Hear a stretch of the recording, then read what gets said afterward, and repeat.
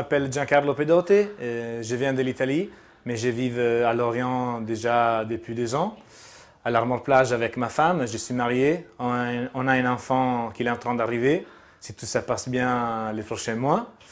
J'ai corps sur un prototype, le 747, qui c'est un plan raison, un bateau plutôt atypique avec les traves rondes.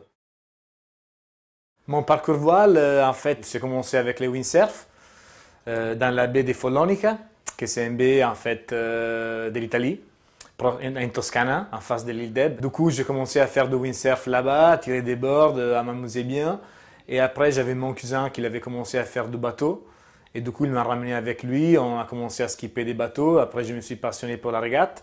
Et du coup, après des moments que j'ai faisais de la régate, j'ai senti de plus en plus de monter un projet solo.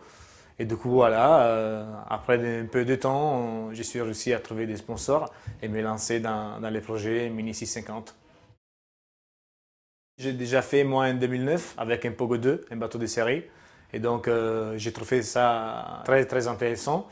En fait, la première, c'est un transat où tu découvres, tu comprends si ça te plaît ou pas. C'est un peu comme ça. Et du coup, là, j'ai changé de support, en fait, parce que là, je navigue sur un prototype. Et donc, voilà, c'est la deuxième. Donc, c'est sûr, au moins, je sais qu'est-ce que ça veut dire passer des semaines dans l'eau. C'est un voyage que tu fais dans les globes. Et du coup, c'est aussi assez intéressant parce que tu traverses vraiment. Donc, tu vois pas mal des levées de jour et des couchers de soleil, que c'est déjà magnifique. Et après, il y a les côtés sportifs, parce que c'est sûr, tu cherches de ramener au maximum de tes possibilités ton bateau. Donc, du coup, tu cherches de mettre en pratique toutes les choses que tu as fait pendant l'hiver avec ton entraîneur et les groupes d'entraînement. Et voilà, et toutes les réflexions que tu as fait sur la météo et compagnie. Tu cherches vraiment de mettre ça au bon point pour chercher de faire la meilleure course que tu peux faire. C'est sûr que l'arrivée, c'est fantastique parce que tu trouves pas mal de situations difficiles. Et donc, en fait, quand tu retournes à la vie quotidienne de tous les jours, en fait, tu prends vachement de plaisir des choses simples de la vie quotidienne. Ça veut dire que tu ouvres les robinets pour boire l'eau fraîche et c'est facile, une douche, un bon lit, avoir ta femme que quand tu rentres à la maison, elle est là.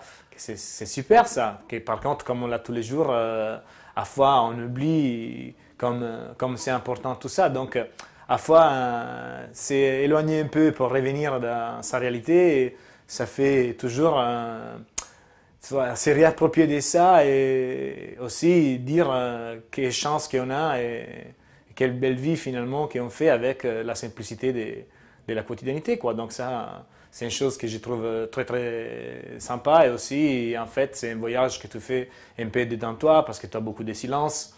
En plus, moi, je ne mets même pas trop de musique parce que ça me déconcentre un peu. Du coup, tu réfléchis, tu regardes, tu penses à tes amis, tu as l'écoute de ton bateau. Tu as un mélange de beaucoup de choses. Parce que ce n'est pas une course de 100 mètres quoi, où tu as la main, ta tête il est vide. Là, tu ne peux pas tenir la tête vide pendant 3 semaines, au moins. Tu n'es pas un yogi, sinon tu peux le faire. Je m'écarte au mieux de mes possibilités. Après, c'est sûr, ce sont des régates. Tu vois, quand on traverse l'Atlantique, ça peut passer plein de choses. Donc, moi, je cherche de m'accrocher à mes repères, d'être toujours au mieux de mes possibilités.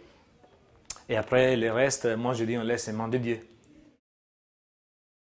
J'aimerais bien un jour prendre le départ des Vendée Globe. Par contre, aussi, il faut être réalistique. Là le Vendée Globe, c'est un petit IMOCA qui fait 6,50 m. Donc, on cherche d'abord de faire ça bien.